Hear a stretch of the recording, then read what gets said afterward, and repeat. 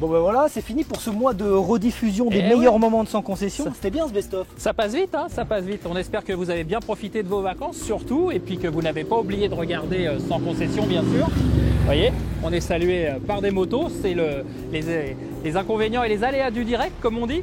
Et puis dès la semaine prochaine, donc on embraye avec la nouvelle saison, David, avec des nouveautés. Avec des nouveautés, avec des nouvelles rubriques.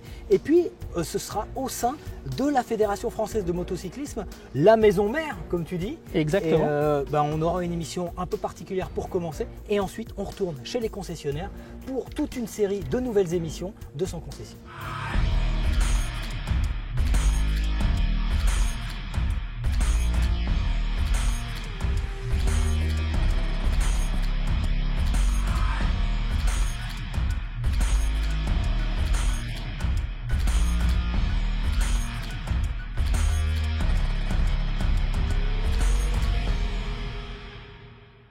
Alors, pour cette dernière rediff, David, c'est quoi le menu? Qu'est-ce que tu nous as concocté? Alors au menu, on a passé du bon temps avec un 3 roues. Ouais. C'était un sidecar prêté par Jean Burdet. Et dans l'émission, on a essayé un 3 roues. Lors de l'inauguration de la concession Pole Position 77, on avait essayé un 3 roues, tu t'en rappelles? Ah ouais, ce Can-Am là avec une sacrée gueule, et je crois que Julien Arnaud, il avait été plus que bluffé, je crois. Alors Julien Arnaud, c'est un présentateur vedette de la télé, et puis il avait beaucoup apprécié ce Can-Am Spyder, on a eu du mal à le réfréner. On regarde tout de suite l'essai du Can-Am Spyder par Julien Arnaud et par moi-même. Alors Julien et David, là je vous ai préparé le RTS qui est le modèle Touring de la gamme, et puis le sportif de chez Can-Am avec le Daytona, le F3S Daytona. Alors le Daytona, c'est vraiment la machine la plus sportive, qui est équipée d'un 3 cylindres en ligne qui fait 115 chevaux avec une boîte semi-automatique. Alors la première chose pour démarrer un Spyder, c'est vraiment de s'installer confortablement à son guidon. Et puis d'avoir le pied sur le frein. Ça, c'est une question de sécurité. On a un petit bouton vert qui va permettre de dire qu'on est OK.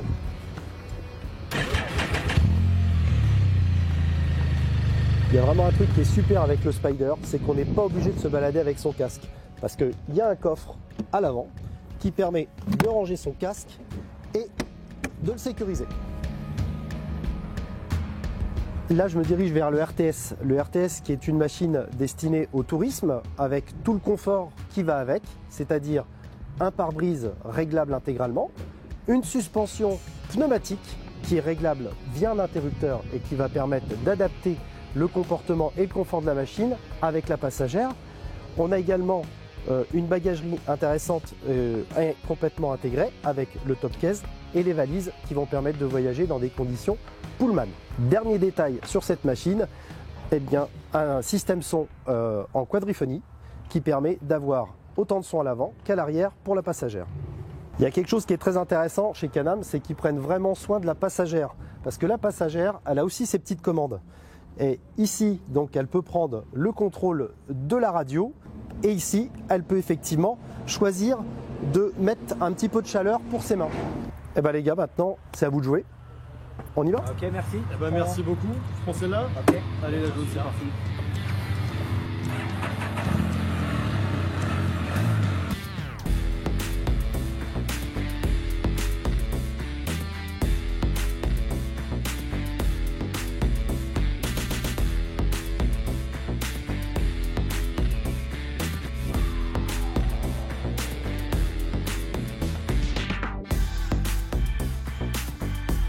Bon alors Julien, cette première expérience en Can-Am, qu'est-ce que t'en penses? Je suis agréablement surpris, pour être franc, parce que quand je l'ai découvert la première fois, je me suis dit oh là là, c'est un énorme engin, c'est un gros bestiau. Et puis en fait, on le prend en main assez facilement. On a l'impression, on n'a pas l'impression d'avoir une très grosse moto, on a plus l'impression d'avoir une petite voiture d'une certaine façon, tu vois. Donc le gabarit, on l'appréhende tout de suite, assez instinctivement, assez instantanément.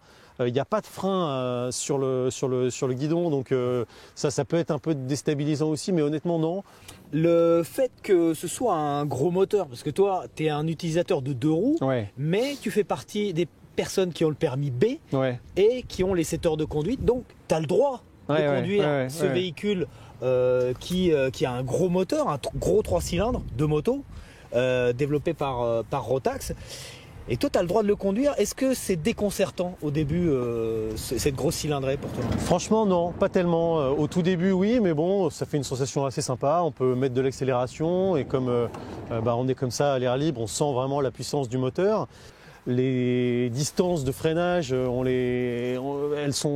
prend assez vite confiance par rapport à ça. Donc non, la puissance ne m'a pas déstabilisé. Au contraire, c'est presque, tu vois, il faut faire attention à ne pas être pris dans l'ivresse du truc. Je pense rester quand même, pas sentir la confiance trop vite. À mon avis, c'est ça le danger éventuel qui peut venir. Non, ce qui est peut-être un tout petit peu dérangeant, c'est ou déstabilisant, disons, c'est le rayon de braquage. Parce que ça, pour le coup, en plus, tu vois, là, c'est un guidon qui est assez large, qui est assez grand. Donc, c'est pas un méga confort de ce point de vue-là. Et puis, c'est pas évident non plus de passer la marche arrière. Il y a un petit coup à prendre. J'ai pas encore le coup, quoi. Donc, je vais martyriser les boutons. Ça, je l'ai pas encore. Moi, mon ressenti, c'est plutôt un ressenti de voiture, finalement, de décapotable. T'as envie de cruiser un peu avec ça, tu vois. T'as envie d'être comme ça sur des routes secondaires, de te laisser un peu vivre. Pas de bomber. T'as pas tellement envie d'aller très vite, moi, je trouve. T'as juste envie de te laisser vivre, de sentir l'air libre. Donc de ce point de vue-là, c'est vrai que c'est une sensation de motard. Moi, j'avais celui-ci, j'avais le RTS. Ça ballotte un peu plus. Ouais. Le guidon est un peu plus rapproché, donc c'est un peu plus une ambiance confort. motard peut-être de ce point de vue-là. Peut-être, on verra. Ouais. En tout cas, le gabarit. C'est vrai que le gabarit s'apparente à celui d'une Smart. Hein. C'est un gabarit pour. Mais c'est vrai que c'est plus à ça que tu penses, moi je trouve. Ouais. Bon alors Eric, si je te dis Laconie, qu'est-ce que tu me dis? Laconie. Ce nom me dit quelque chose. Régis Laconie. Alors, Laconie, Ducati, ça rime, ça va ensemble. Allez, tu veux me prendre au piège, mais c'est inauguration de la concession Ducati chez Paris Nord Moto. Exactement. On avait reçu Régis Laconie, on avait reçu aussi le patron de Ducati France et on avait parlé ensemble d'électronique, l'assistance électronique. Est-ce que ça ne tue pas la passion? C'était une émission plutôt sympa. Ouais, surtout avec des passionnés comme Régis justement et il avait un avis quand même bien tranché. Hein. Ouais, le dernier vainqueur en catégorie Rennes, ça a failli être Zarco, on en reparlera. Mais c'était Régis Laconie en 99. Et Régis Laconie, effectivement, comme tu dis, il a un avis bien arrêté sur l'électronique. On regarde ça tout de suite. On passe au débat avec une grande question, électronique ou passion. Est-ce incompatible, électronique et passion? On sait qu'il y a beaucoup de pilotes notamment qui voudraient revenir au deux temps. On a entendu des déclarations de Casey Stoner, Rossi aussi a dit que c'était bien les deux temps. Aujourd'hui, on est à l'ère de l'injection, des normes Euro 3, 4.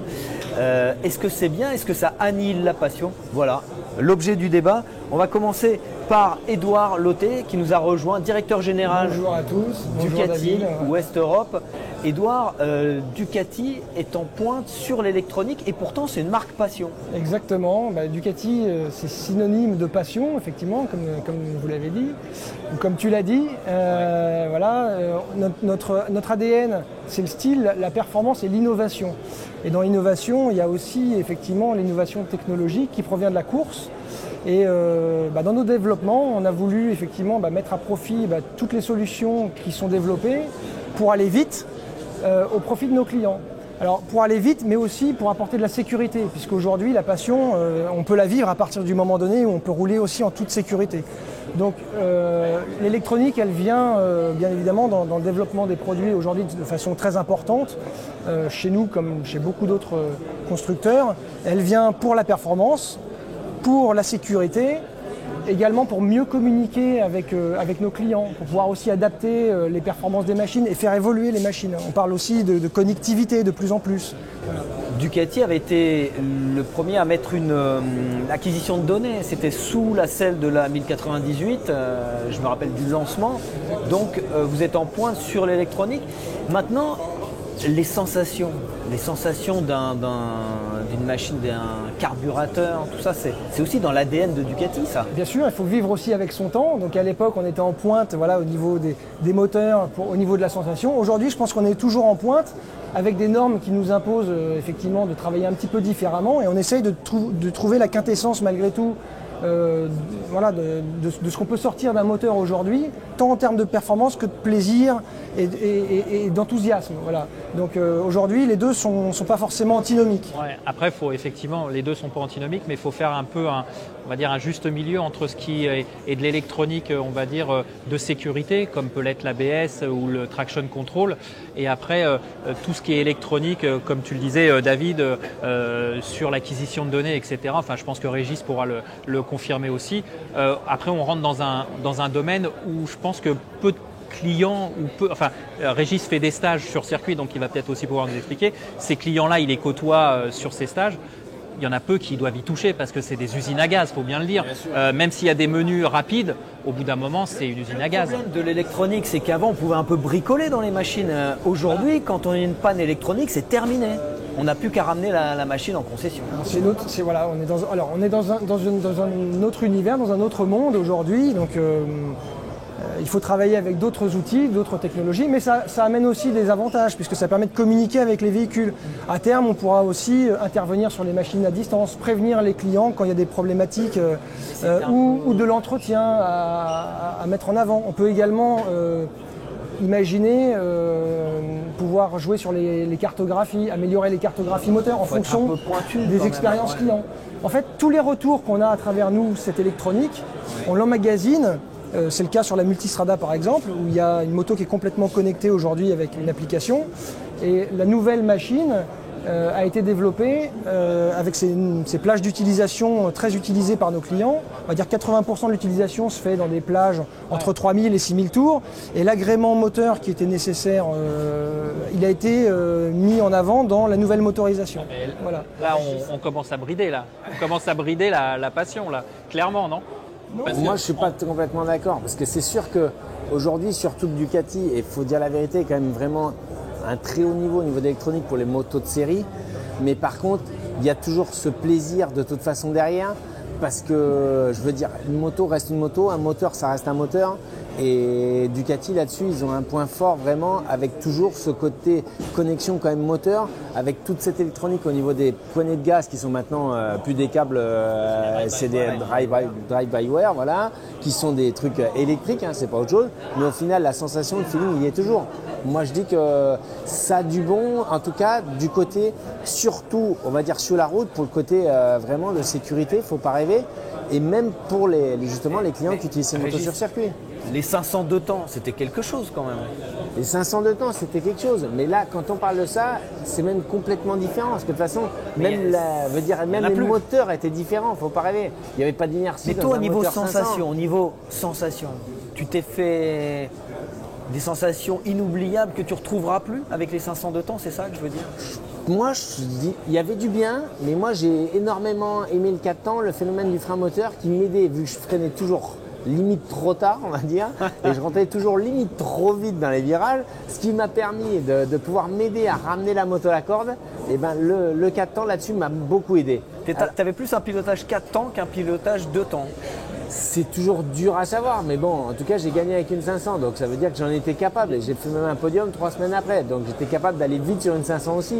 Mais par contre, c'était beaucoup plus compliqué. On servait beaucoup plus de choses au niveau de la géométrie de la moto, alors que le 4 temps a plein de choses sympas et justement permet, avec cette électronique qu'il y a aujourd'hui, permet d'aider plein de choses qui étaient négatives, c'est-à-dire trop de frein moteur, c'est un problème. Aujourd'hui, l'électronique gère le frein moteur. On voit, ça n'empêche pas le spectacle. On a vécu une saison de MotoGP exceptionnelle avec des motos qui glissent dans tous les sens. Voilà. Et grâce aussi à l'électronique, aujourd'hui, on peut permettre de pouvoir revivre en tant que passionné amateur le même style de pilotage. Sur la nouvelle V4 par exemple, on a introduit un nouveau système électronique qui permet de gérer la glisse du véhicule. Donc si on veut de façon sécurisante imiter un petit peu le pilotage des pilotes de MotoGP, aujourd'hui c'est possible de le faire en sécurité grâce à cette électronique. Donc, l'électronique sur la V4, la nouvelle V4, Edouard, ça a franchi un cap. C'est très abouti, voilà. C'est-à-dire qu'on retrouve globalement pour la route ce qu'on essaye de développer en MotoGP pour aller très vite. Aujourd'hui, chez certaines marques, je ne sais pas, mais en tout cas quand je vois même moi, la chance d'avoir roulé ces 12,99 sur circuit, déjà, voir l'électronique qu'il y a, sur lesquelles on peut régler soi-même, c'est-à-dire les courbes d'anti-patinage, d'anti-wheeling, tout ça, c'est quand même quelque chose qu'on peut faire. C'est sûr qu'il faut connaître, faut pas rien connaître. Hein. Mais franchement, pour moi, c'est performant et c'est plaisant à rouler. Donc, c'est pas antinomique. Passion et électronique. C'est un vaste débat. De toute façon, il y aura toujours des pour et des contre. Il y a toujours des nostalgiques de l'ancien temps et on aura toujours. C'est pas une question d'être nostalgique. Je pense qu'il y a du bon, comme l'a dit Régis. Mais par exemple, moi, ce qui me fait peur, c'est ce que vous venez de dire.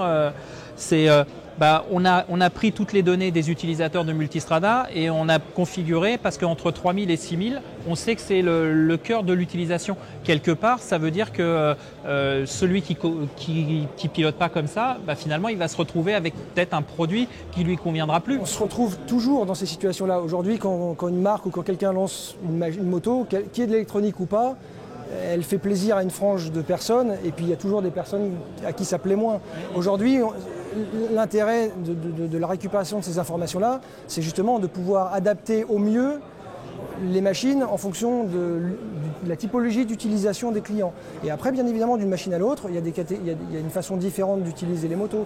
Une version orientée tourisme à une utilisation bien spécifique.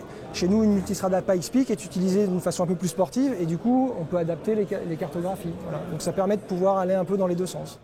Est-ce que, Régis, l'électronique, par contre, ça a permis à certains pilotes de réussir là où en 500, ils n'auraient pas pu réussir? Il n'y a pas de doute, ça c'est sûr. Tu penses à qui? Pas pour rien. À tous les jeunes pilotes qui viennent, par exemple, de la Moto 2 aujourd'hui, dont Johan, c'est sûr et certain. Et c'est normal, je veux dire, aujourd'hui, même à Marquez, ça lui a servi parce que tout le monde en a fait toujours un extraterrestre, c'est vrai, de sa première saison qui était exceptionnelle, c'est vrai. Mais au final, je veux dire, je me rappellerai très bien, moi, d'un Loris Capirossi qui était quand même pas un petit pilote, quoi. Et la première fois qu'il est monté sur les 500, la première saison, après, il est reparti en 2,5 parce que ça l'a calmé. Hein. C'est vrai que malheureusement, ça faisait ce qu'on appelle des bonnes outside et ça envoyait un peu haut, quoi. Donc maintenant, il y a beaucoup d'aide de ce côté-là pour tous les jeunes pilotes aujourd'hui qui viennent de la Moto 2 et qui montent sur la MotoGP. Ils auraient été moins à l'aise et moins en sécurité. Ils auraient peut-être été un peu plus de temps à l'hôpital, ce qui les aurait un peu moins aidés à être performants, quoi. Miller, hein. Jack Miller. 120, Moto 3, MotoGP, je pense qu'à l'époque de Régis, c'était satellisation. Là. Merci beaucoup, merci messieurs, merci Régis de nous avoir fait l'honneur de ta présence l'honneur, ici. C'est un grand mot. Salut Valentin. Salut David. On va parler aujourd'hui d'un antivol. Voilà exactement, pour ce premier Technoshop de l'année, je vais vous parler d'un antivol connecté, le bloc disque Xena XX Series. Tout un programme. C'est ça. Alors pour ceux qui ne connaissent pas Xena, c'est une marque anglaise qui est spécialisée dans les antivols avec alarme intégrée, donc c'est-à-dire un moyen de protection 2 en 1, puisque d'un côté on a un antivol bloc disque classique, hein, c'est-à-dire corps en acier avec serrure anti-azote, etc. Et à l'intérieur de ça, on a une sirène 120 décibels qui va se mettre à sonner si l'antivol détecte un choc ou un mouvement. Voilà. Ça fait quelques années que ce concept-là existe. Et ce qui est nouveau, c'est que maintenant, on peut télécharger une application sur son smartphone Android ou Apple et qui va permettre de se connecter en Bluetooth avec l'antivol pour pouvoir le paramétrer dans tous les sens. Et on peut ajuster la sensibilité ? Voilà, entre autres. Donc la sensibilité, le délai de déclenchement, le niveau sonore de l'alarme, même on peut couper l'alarme si on le souhaite. Hein. On peut même aussi connaître le niveau de batterie, ça c'est bien pour savoir quand changer la pile. Xena promet 6 à 8 mois d'autonomie à peu près. Et il y a un truc qui est bien aussi à ce niveau-là, c'est qu'il y a un petit capteur. En fait, en gros, tant que l'antivol n'est pas enclenché sur le disque, il est éteint, quoi. Ça use pas la pile, quoi. Ça use pas la pile, ça se déclenche pas dans le top case ou sous la selle, voilà. D'accord. Ouais. Et c'est beaucoup plus cher qu'un antivol classique, un bloc disque classique ? On est à partir de 113 €. Hein. Il y a 3 épaisseurs de loquet en fait différentes qui conditionnent le prix. C'est un antivol qui est homologué SRA. Bon alors David, on a vu que sur ce mois de best-of, évidemment Sans Concession avait cartonné, on va dire, mais Sans Concession, paradoxalement, on ne s'est pas contenté d'aller chez les concessionnaires. On est allé en Italie 2 fois, chez Denez, chez Nolan, on est allé chez Michelin, on est allé chez Mash, chez Moraco, comme on l'a vu. Et un sujet qui a vraiment cartonné et qui a bien marché, c'est la fabrication des casques lorsqu'on était chez Nolan. Ouais, ça nous avait bluffé. Alors on a vu pas mal de sujets techniques, effectivement, dans Sans Concession.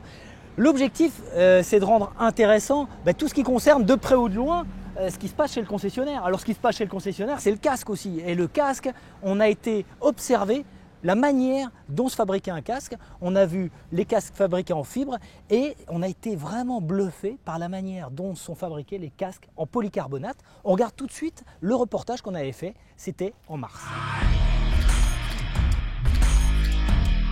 Et donc Sébastien, on a vu les casques en polycarbonate, c'est Nolan. Oui. Maintenant les casques en fibre, c'est ici?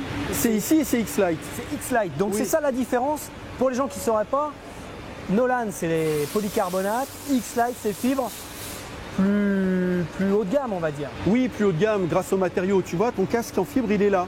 C'est ça? C'est ça, En fait c'est ça qui fait la coque du casque, exactement. donc c'est pas injecté du tout. Ça n'a plus rien à voir. Donc là, ce sont des moules et les différentes parties de la fibre sont positionnées, superposées dans un moule qui est en quoi? En plastique? Oui, c'est un matériau bien choisi qui va servir dans un premier temps de support pour ce qu'on appelle la phase de stratification. On met en couche les différents tissus. C'est un procédé, il y a un ordre Bien sûr, particulier. il y a un ordre à respecter, il y a un positionnement qui est propre à chaque modèle et pour chaque calotte. D'accord, donc de la fibre de carbone, du Kevlar, il y a quoi aussi? Fibre de verre. Fibre de verre. En fait, on choisit les matériaux en fonction des besoins liés à la fois à la norme et en même temps à la propriété de la calotte. Donc là, c'est pas rigide du tout là. Ah non, regarde. On va mettre de la résine et après il y a toute une opération qui va se L'injection produire. de résine. Exactement. Le moule, c'est aussi la forme de ce casque. D'accord. Tu vois, l'opératrice met ce qu'elle vient de préparer à l'intérieur de ce moule, Ok. une étiquette de contrôle. Elle referme le système, tu vois, il y a des grillages pour se protéger. Ouais, d'accord. Elle va lancer le processus, la fermeture du moule. Ok. Il y a la partie mâle du moule qui va arriver. C'est une Ah oui, d'accord. technologie qui s'appelle le bag molding. D'accord. Ça va être gonflé à l'intérieur du... Ah, et la résine va se répartir. va se répartir partout, se répartir partout. Il y a à peu près 3 barres de pression. Voilà, j'allais te demander la, la pression qui était exercée à l'intérieur du moule. Là, Et combien de temps là? 8 minutes. Regarde, 8 minutes après, le casque a été cuit. Non, tu pourras pas le plier. Hein. Et là, ça y est, c'est solide. On est sur la coque solide. Ça y est, on est sur la coque solide. Il reste encore quelques étapes que je vais te montrer après, mais la coque est finie.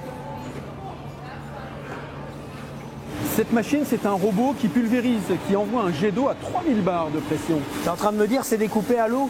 Exactement. C'est D'accord. stupéfiant, n'est-ce pas? Bah, c'est ouais. Et 3000 bars? 3000 barres de pression. Et tu vois, le robot est programmé pour faire toutes les découpes Il est nécessaires. programmé selon le type de casque. Bien sûr, selon le modèle et selon tous les petits trucs qu'il va y avoir à faire. Après, quand il va ressortir, tu veux dire qu'il sera prêt? Bon, il faudra le poncer un peu, j'imagine. Oui, bien évidemment. Mais regarde ce que ça donne. Voilà le casque une fois découpé. Et ça, c'est découpé à l'eau.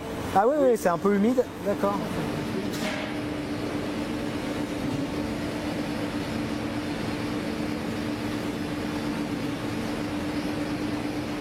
Bon David, on a vu pendant ce mois aussi que la communication, même si on pouvait se parler comme ça de vive voix sur le sidecar, c'était un petit peu le nerf de la guerre à moto ou en side. Mais je crois que tu avais fait un sujet et un débat sur la communication à moto, il me semble. C'est intéressant ça. Alors, t'étais pas là, Eric, t'étais pas venu au Moraco Day. C'était un dimanche 1er juillet. On avait fait une émission lors des Moraco Day. C'était à Pont-de-Vaux. Et effectivement, on avait eu un débat très intéressant sur les systèmes de communication entre motards.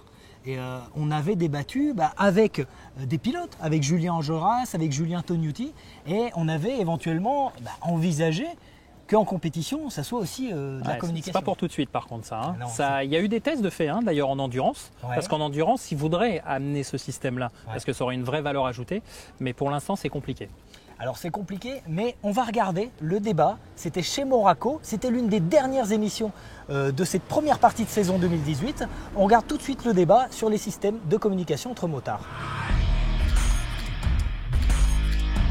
Quel système de communication pour les motards? On va en parler avec Jérôme Delziani, le patron de Moraco.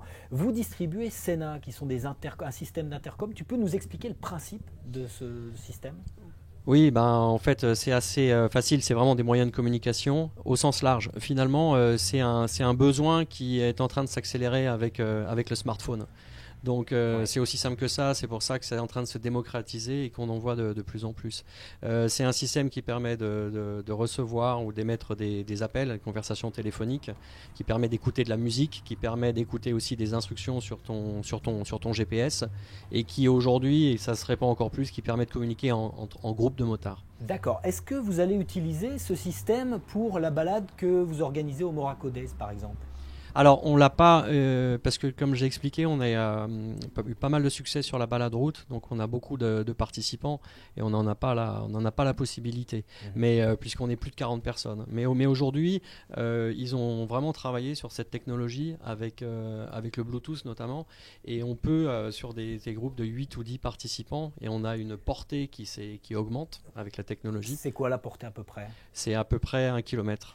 Donc ça veut dire que 8 motards, par exemple, peuvent communiquer ensemble sur une même balade, c'est ça? Oui, c'est absolument ça. En fait, ils vont appairer le système, l'intercom Sena, les uns les autres, et ils vont pouvoir effectivement même partager de la musique ou communiquer entre eux. D'accord, on est loin du tuyaucom il y a 20 ans. Ouais, on s'en éloigne un peu. Ouais, on s'en éloigne un peu. S'il y a des bavards, on peut s'en passer, on peut les zapper? Bah, toujours, les bavards, ça reste un problème de toute façon. Donc oui, on peut les muter, oui, on peut leur dire on peut les muter, mute. Okay. Voilà, mute. D'accord. Ou alors faut les sommer. Faut les sommer aussi. Oui. D'accord. Donc la communication pour les balades, évidemment, on en comprend le sens, même si moi personnellement, la communication, j'ai essayé avec un système BMW de casque connecté, ça me perturbe assez. Alors j'ai peut-être pas l'habitude, mais j'ai pas l'habitude d'être interrompu dans ma concentration à moto. Oui, alors ça dépend complètement des uns et des autres en fonction de l'usage et en fonction de. Alors, on a dit que ça s'est élargi avec la communication en groupe de motards, mais le premier usage aujourd'hui, ce qui est le plus populaire, c'est en duo en définitive. C'est pouvoir échanger sur la avec son passager, sa compagne ou sa passagère. Voilà. Donc ça c'est pour les balades, on en comprend l'intérêt.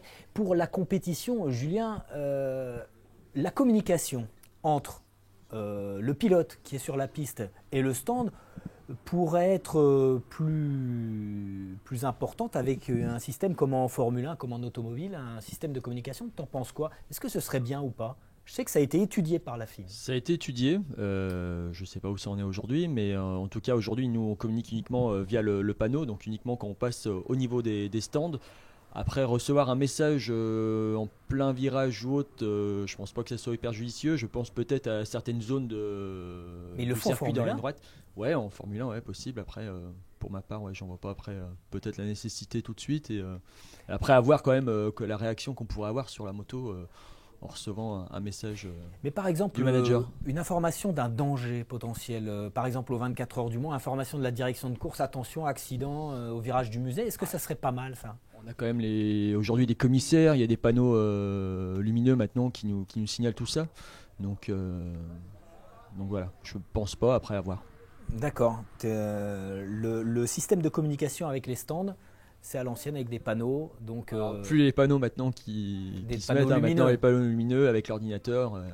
Directement des stands. Par contre, moi j'utilise leur système depuis 4-5 ans, parce que j'ai une société de loisirs motorsport où j'effectue des randonnées quad dans le Beaujolais, et j'ai ce système pour pouvoir communiquer avec la personne qui ferme. T'as un système d'intercom. Voilà, le système des randos quad. Tu organises des randonnées. C'est ça, tout à fait, et on s'en sert énormément pour soit recevoir les appels ou pouvoir communiquer avec la personne qui ferme les randos. Vous êtes obligé quand vous habitez vers Pont-de-Vaux de rouler en quad, ou on vous oblige? Pas du tout, c'est juste pour le boulot, c'est tout. D'accord. Julien, le Tourist Trophy, quel est le système de communication entre les pilotes parce que là, il y a du danger aussi. C'est comme le disait Julien, en fait, sur un tracé de 60 km, il n'y a pas de système de communication directement dans l'oreille. Ça va être uniquement des drapeaux pour signaler un danger. Exactement comme sur un circuit, un drapeau jaune pour un danger, un drapeau rouge quand on arrête la course, quand vraiment il y a quelque chose de très très sérieux, un drapeau qui va être jaune et rouge pour signaler une trace d'huile, enfin voilà. D'accord, alors les systèmes de communication se développent. Valentin nous a montré un système de communication, maintenant les casques avec vision tête haute. Qu'est-ce que tu penses de l'évolution de tous ces systèmes de communication? Est-ce que ça ne va pas un peu perturber les motards à un moment donné, Jérôme? Je pense que c'est le choix de chacun, et ce que j'expliquais en préambule, c'est que c'est le smartphone en fait qui accélère ce mouvement. Et en fait, il y a une espèce d'addiction au smartphone avec davantage d'applications, et tout le monde veut davantage d'informations. Donc l'affichage tête haute, le principe de l'intercom, et la marque qu'on distribue aujourd'hui avec Sena, ils sont déjà sur le casque. Parce que ce qu'on a oublié de dire, c'est que les personnes, elles veulent un intercom, mais elles veulent plus que ça soit visible. Donc en fait, l'intercom, il s'intègre dans le casque pour des raisons d'esthétique, de design, et puis pas avoir non plus de sifflement par rapport à, quand on roule. Et du coup, maintenant, ils ont leur propre gamme de casques. Donc on est sur des sociétés qui sont finalement des sociétés high-tech, avec un réel développement, recherche et développement, et avec toujours une recherche de nouvelles applications, nouveautés. Donc finalement, c'est un peu à la croisée des chemins. C'est des marques comme Sena qui vont créer la demande en définitive, et qui sont en parallèle avec un usage qui est piloté par le smartphone. Un usage aussi utilisé par les youtubeurs qui sont nombreux à commenter leur balade, à commenter leur périple à moto. Qu'est-ce que vous pensez de cette mode des youtubeurs? Vous regardez des vidéos de youtubeurs ou c'est pour les jeunes?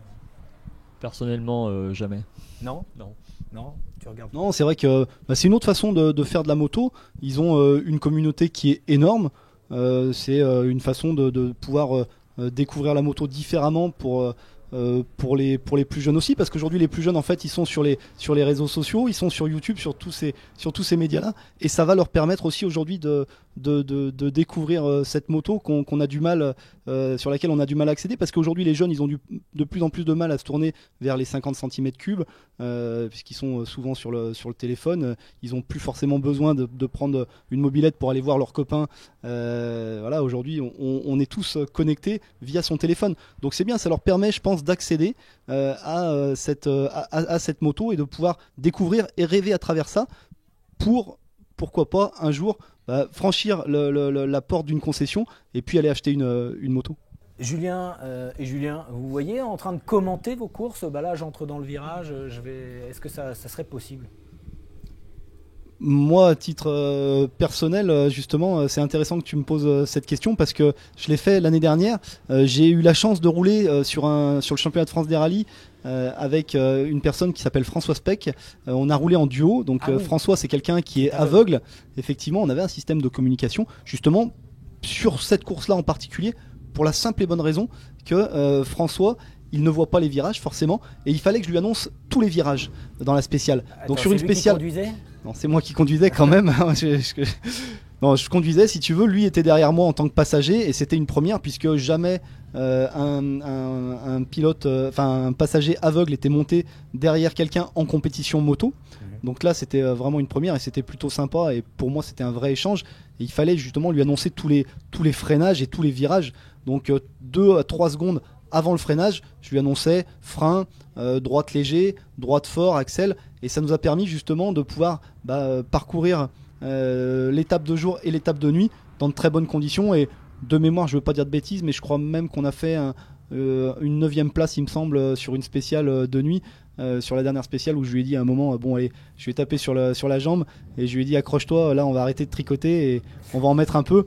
Donc voilà, c'était vraiment sympa. Ça reste un très très bon souvenir d'avoir pu partager ça avec lui, parce que c'est quelqu'un qui m'aide depuis de nombreuses années en championnat de France des rallyes. C'est le fabricant d'amortisseurs EMC, François Speck, et voilà, donc c'était une belle aventure. D'accord, alors on va conclure l'émission sur cette belle aventure. Merci Julien de nous avoir rejoints. Merci à toi. Bon Eric, la semaine prochaine c'est le retour, la reprise de Sans Concession. Ouais. Il va être temps d'aller rendre le sidecar à Jean Burdet, qui nous l'a gentiment prêté. Ouais. Qu'est-ce que tu fais avec ta pièce dans la main là? Je voudrais tirer au sort. Qui va conduire? Non, c'est pile je gagne, face tu perds. Non, pile ou face? Pile. C'est pile. Allez. On y va. T'es bien chef toi, t'as bien repris tes sous là, ta pièce de 20 centimes, tu l'as bien récupérée. Ouais, bon, on compte sur vous la semaine prochaine, nouvelle saison. À la semaine prochaine.